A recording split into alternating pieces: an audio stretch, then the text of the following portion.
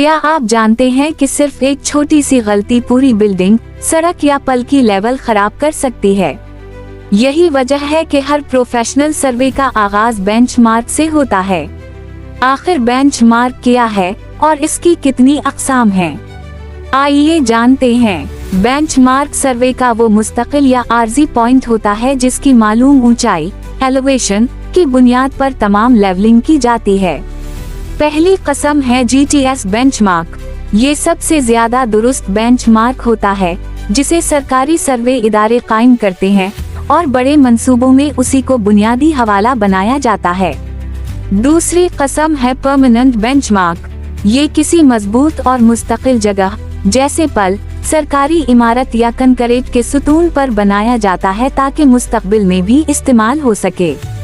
तीसरी कस्म है temporary benchmark या TBM। ये सिर्फ किसी खास प्रोजेक्ट या महदूद मुद्दत के लिए बनाया जाता है।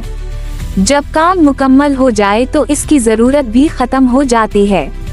चौथी और आखिरी कस्म है आर्बिट्ररी बेंचमार्क। जब आसपास कोई मालूम बेंचमार्क मौजूद न हो तो सर्वे करने वाला एक फर्जी लेवल मुकर्रर कर लेता है, मसलन 100 मीटर, और फिर तमाम पैमाइश उसी के मुताबिक की जाती है।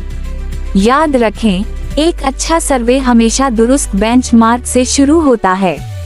अगर बुनियाद दुरुस्त हो तो पूरा प्रोजेक्ट ज्यादा दुरुस्त और महफूज बनता है। अगर आप सिविल सर्वे, टोटल स्टेशन, GPS और लेवलिंग के बारे में आसान ज़बान में मजीद मालूमात चाहते हैं तो हमारे चैनल को जरूर फॉलो करें।